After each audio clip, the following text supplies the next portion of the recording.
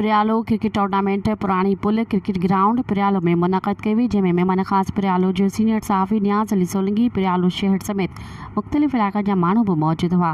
Tournament match दौरान एक cricket team प्रियालो Kings प्रियालो सरदार Sixers शामिल रहियूं, जो त प्रियालो सरदार सिक्सर्स टीम हाई रन ठाहे कामयाबी माणी। इन मौके ते प्रियालो जे सीनियर सहाफ़ी नियाज़ अली सोलंकी इनाम ॾिना, जॾहिं त खटंदड़ टीम खे शील्ड पिणु ॾिनाऊं।